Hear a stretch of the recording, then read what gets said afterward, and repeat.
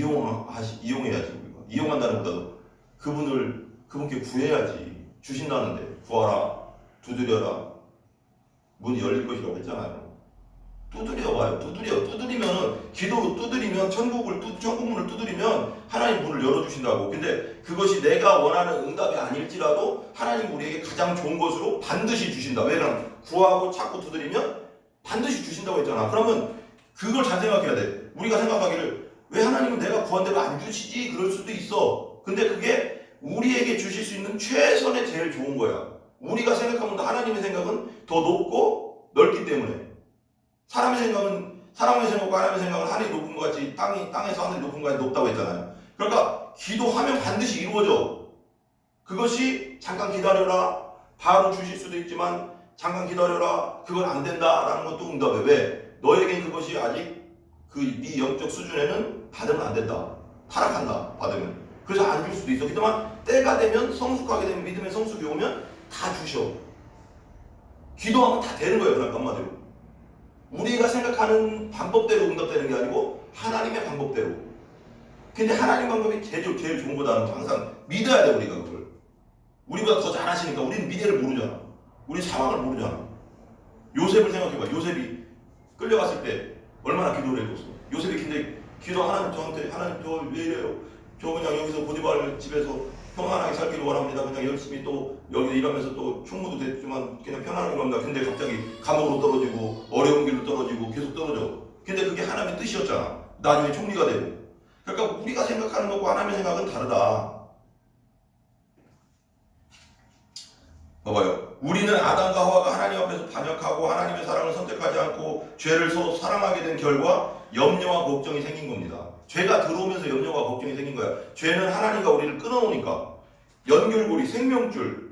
어머니와 자녀 간의 탯줄이 끊어지면 죽는 거예요. 뱃속에서 끊어지면 죽는 거잖아. 나왔을 때는 그냥 생명이 이제 끝났으니까 이제 스스로 숨쉬니까 괜찮지만. 그렇듯이 죄를 졌을 때, 우리가 아담과 하와가 죄를 졌을 때 하나님과의 우리의 사이가 그 생명선이 끊어져 버렸다는. 그러니까 연결이 안 되는 거야. 그러니까 내 힘으로 살아야 되는 거야. 내 능력으로 살아야 되는 거야.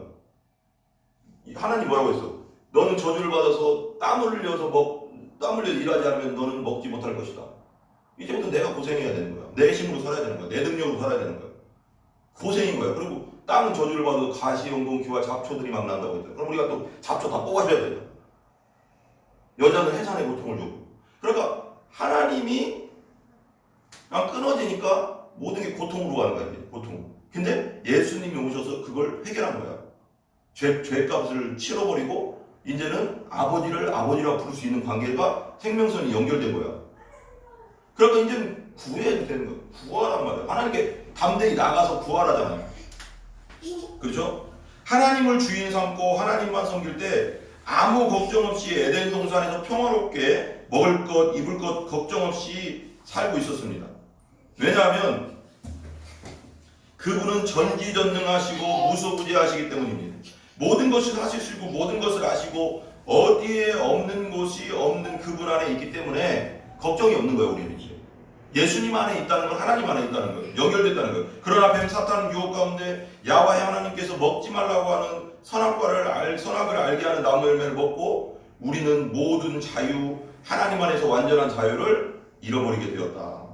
아담과 하와는 뱀이 선악을 알게 하는 나무 열매를 먹으면 하나님처럼 될 거라고, 신이 될 거라고 하는 것에 속았죠. 세상은 끊임없이 우리를 속이는 거예요. 거짓으로 속이고. 순진하면 안 돼. 항상 제가 얘기했잖아. 순진하면 안 돼. 지혜로워야 돼. 뱀처럼 비둘기처럼 순결하라고 하죠. 지혜를 달라고 기도해야 됩니다. 세상은 끊임없이 속입니다. 지금 봐봐요. 얼마나 참 속이는 게 고단수잖아. 보이스피싱, 인터넷으로 뜯어먹어, 뭘로 막 속에서 뜯어먹어. 얼마나 그 거짓이 난무하는지 알 수가 없습니다. 그래서 우리가 지혜로워야 되는 거예요. 그래서 신처럼 될 거라 거짓말하니까 속았다고 하지만 원래부터 아담과 하와 안에 있는 그 욕망, 신이 되고자 하는 그 욕망을 사단이 건드렸을 수 있습니다. 그게 선한 욕망이지라는 말입니다. 마귀는 거짓의 아비입니다. 모든 거짓은 마귀 사탄에게서 나오는 것입니다. 요한복음 8장 44절 현대어 성경에 이렇게 나옵니다. 너희는 악마의 자식들이므로, 여기 옛날에 우리 개혁개정은 마귀의 자녀, 마귀가 네 아비라고 했지만 여기서는 8장 44절에 너희는 악마의 자식들이므로 악마가 하는 악한 일들을 사랑하고 있는 것이다. 악마는 처음부터 살인자이며 진리를 미워한다. 그 속에 진리라고는 손톱만큼도 없다. 그가 거짓말을 하는 것도 조금도 이상할 것이 없다. 그는 거짓의 아비이기 때문이다.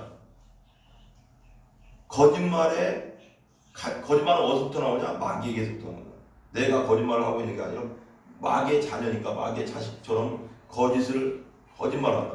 그 거짓말은 정말 하나님이 거짓말하지 말라고 그랬잖아요. 특별히 염려와 걱정이라는 것은 나를 의지하고 내가 왕되고 내가 주인된 데서 나오는 거예요.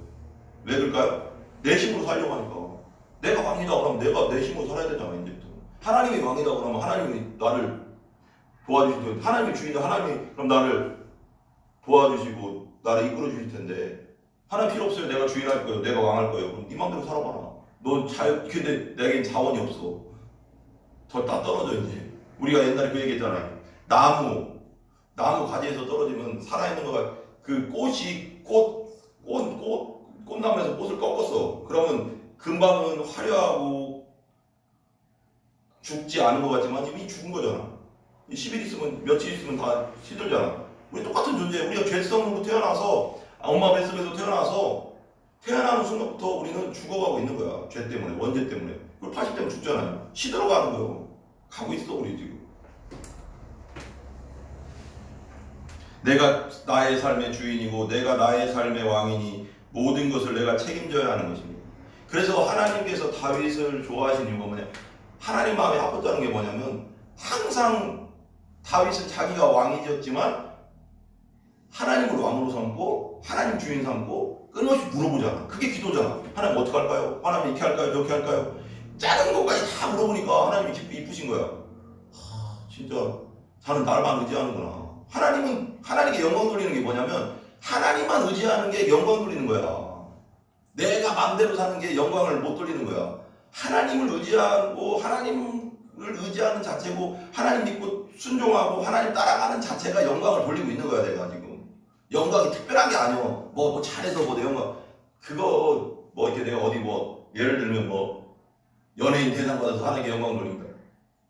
그것도 있겠지만 우리 삶 자체가 그냥 하나님을 의지하는 그 자체, 우리가 예배드리고 있는 그 자체, 진짜 진심으로 드린다면 진심으로 예배드리고 있는 자체, 그리고 하나님 뜻대로 살려고 하는 그 자체가 하나님께 벌써 영광이 돌리고 있는 거야. 하나님 의지하는 거잖아. 그게 하나님 의지하는 자체가 영광 돌리고 있는 거야. 내가 마음대로 사는 게 그게 가장 큰 죄인 거야. 내가 주인 돼서 내 마음대로 내 인생 내 마음 내 거다 하면서 막 사는 게 그게 하나님 마음을 제일 아프게 하는 거야. 죄를 짓고 나서 하나님을 의지하지 않고 나를 의지하여 내 힘, 내 돈, 내 능력, 내 지식, 내 지혜, 내 노력, 내 힘으로 살려고 하니까 내가 가지고 있는 자원은 무한대가 아니잖아. 막 없잖아. 우리 뭐가 있어. 우리 돈 벌면 쓰면 떨어지잖아. 또 없어. 우리는 무한대가 아니에요. 끊임없이 벌어야 돼. 끝이 있으니 걱정이 되는 것이지. 그래서 내 미래가 걱정되고 현재가 걱정인 거야. 세상 믿지 않는 사람들은. 근데 우리가 세상 믿지 않는 분들과 똑같이 살면 안 돼. 아버지가 계신데 아버지를 모욕하는 거지. 그러니까 끊임없이 우리가 말씀을 통해서 정립해야 돼. 끊임없이 말씀으로 그 생각을 물리쳐야 되는 거야. 세상적인 생각을. 자원이 차고도 넘치고 떨어지지 않는 우리 여호와 하나님을 주인 삼고 그저나 무한되시니까 하나님은 왕으로 삼고 가는 길에 무엇이 두렵고 무엇이 염려가 되며 무엇이 부족하겠어. 그걸 믿는다면 진짜. 하나님이 무한대를 가지고 있다는 걸 믿는다면 무엇이 걱정되고 무엇이 염려되고 무엇이 두렵겠냐고요. 믿음이 없어서 문제지. 여기서도 그러잖아. 믿음이 적은 자들아 그러자 예수님이. 큰 믿음을 달라고 기도해야 된다. 그래서 중요한 건 뭐냐면 없는 것이 문제가 아니라 우리가 지금 부족한 것이 문제가 아니라 큰 믿음이 있어서 하나님을 제대로 따라가면 하나님이 그냥 주시는데 믿음이 적으니까 맨날 근심 걱정 염려 세상 사람들과 별반 차이가 없고 걱정하는 게. 그래서 우리가 항상 하나님 아버지를 생각해야 됩니다. 완전 신뢰하고 믿어야 됩니다. 죽으면 죽으리라 에스더처럼. 그러니까 도와주시잖아. 그 믿음이잖아. 죽으면 죽으리라 주의 길을 가리라. 뭔가 그런 결단의 믿음이 필요한 거예요. 우리가 그럴 때 모든 염려에 걱정에서 벗어날 수 있습니다. 염려와 걱정이 들어올 때 정확하게 나는 나 자신을 의지하고 있는 것입니다. 무슨 말인지 알아요? 염려 걱정이 됐다 그러면 벌써 나 자신을 의지하고 있다 생각하면 돼. 빨리 와서 하나님께 기도해야 돼. 그때 그것이 끊임없이 염려 걱정은 커져. 계속 맴돌아 머릿속에서. 그래서 그때는 염려 걱정이 내 안에 무슨 염려든 걱정이든 딱 왔다 그러면 무조건 와서 그 자리에서 기도하는 거야. 그냥 여기 뭐 교회 꼭 올 필요 없잖아. 교회 올 수 있으면 오고 와서 하나님 제게 이런 염려 걱정이 있습니다. 하나님께 맡겨야 돼. 끊임없이 맡기는 연습. 이거 훈련이 돼야 돼. 끊임없이 이게. 그러면 이 걱정, 의심, 염려가 다 싹 사라져 버리거든. 이거 영적인 거예요. 근심, 걱정, 염려는 영적 전쟁인 거야. 사탄은 근심, 걱정, 염려를 막 불화살을 막 던진다고. 근데 무장돼 있지 않으면, 내가 말씀과 믿음으로 무장돼 있지 않으면, 기도로 무장돼 있지 않으면 그냥 박히는 거야. 그러면 그게 딱 박히면 그게 이제 확 퍼지는 거지. 왜 독화살 딱 던지면 독 딱 들어가면 순간 괜찮다가 점점 퍼지다 죽잖아. 그렇듯이 염려도 나를 죽여버리는 거야. 그러니까 뭐 진짜 죽이는 게 아니지만 나를 완전히 무기력하게 만드는 거야. 염려 걱정이. 아무 생각이 안 나. 뭘 해야 되는데 그 생각만 나면 해서 뭐 해. 네. 그렇더라고. 나 보니까 내가 염려 걱정을 해보니까 저도 누구나 염려 걱정 하잖아요. 근데 뭐가 딱 오면 이게 뭔가 손에 안 잡혀. 다른 게 교회에도 손 안 잡히고 어떡하지 이거 그거 어떡하지 이거 생각만 나기 때문에. 그래서 그걸 빨리 맡겨야 돼. 이게 영적 전쟁인 거예요. 이게 사단과의 영적 전쟁입니다. 이게 무슨 말인지 아시죠? 나는 나 자신을 의지하고 있는 것이 염려하고 있다는 자체는 당신은 모든 것을 하실 수 있고 모든 것을 가지고 계신 하나님 아버지를 믿고 신뢰하고 생각해야 됩니다. 완전 신뢰해야 돼. 그냥 맡겨버려야 돼. 맡겨버리라잖아. 하나님께 아버지시니까. 오늘 본문은 예수님께서 제자들에게 염려와 걱정의 해로움과 아무 쓸데없음을 가르치고 있습니다. 염려와 걱정에는 벗어나는 길에 대해서는 말씀해 주시고 계시는 것입니다. 누가복음 12장 22절에서 23절에 보면 이렇게 나오죠. 제가 읽어볼게요. 현대어 성경인데 제가 그냥 개역개정 보세요. 그러므로 예수께서 제자들을 향해 말씀하셨다. 먹을 양식을 충분히 쌓아두려고 하거나 입을 옷을 넉넉히 장만해두려고 염려하지 마라. 생명이 음식과 의복보다는 훨씬 더 중요하다. 그럼 여기서 이 말씀에서 그러므로가 나오는데 그것을 모아서 위의 구절과 연결되어 있다는 거잖아. 뭔가 연결 구절이 있다는 거예요. 위의 구절이 뭔가 지금 전체적으로 이 누가복음 12장은 탐심에 대해서 말하고 있어요. 탐심. 크게 볼 때는. 그러니까 그 앞절을 보면 어리석은 부자의 비유가 나오거든요. 그 위에 보면 잠깐 설명하자면 이 부자는 어느 해 밭에서 수확을 크게 이제 얻었어요. 그랬더니 지금 있는 창고가 작아서 이 창고가 적어서 크게 지어서 쌓아놓아야겠다 생각을 해. 그래서 쌓아놨어. 그래서 그걸 딱 보니까 곡식이 많고 양식이 많고 막 돈이 많은 걸 딱 통장을 딱 보니까 이제 막 안심이 되는 거야. 거기서 안심이 오잖아. 사람이 그렇잖아요. 그러니까 안심이 오는데 그리고 곡식 창고를 크게 짓고 이렇게 말하는 거예요. 19절에 그리고 내 영혼에게 이렇게 말하리라. 나는 물건을 몇 해 동안 쓰고도 남을 만큼 쌓아두었다. 이제는 편안히 쉬면서 먹고 마시며 즐기자. 그 소리 좀 맞춰주세요. 즐기자. 그러나 하나님께서는 이렇게 말씀하십니다.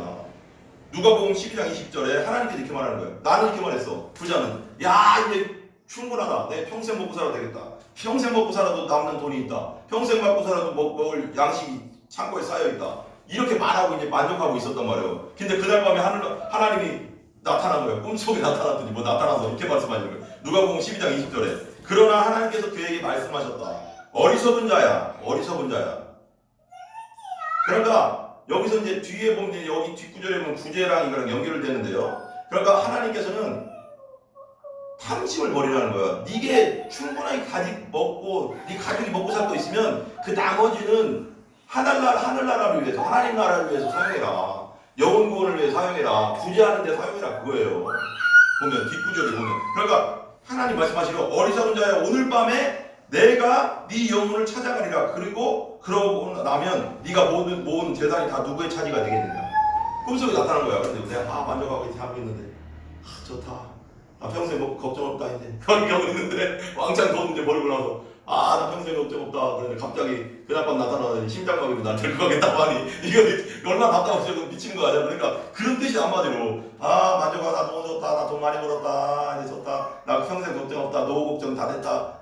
그러고 있는데 갑자기 하나님이 꿈속에 딱 나타나더니 어리석은 자야 오늘 밤에 내가 네 영혼을 찾아가리라. 죽인다는 거지. 그리고 나면 네가 모은 재산 다 누구의 차지가 될까? 이렇게 말하는 거예요. 그렇다. 재물을 하늘에 쌓아두지 않고 땅에 쌓아두는 사람은 모두 이와 같은 어리석은 사람이다. 봐봐. 하늘에 쌓아두지 않고 봐봐요. 하늘에 쌓아두지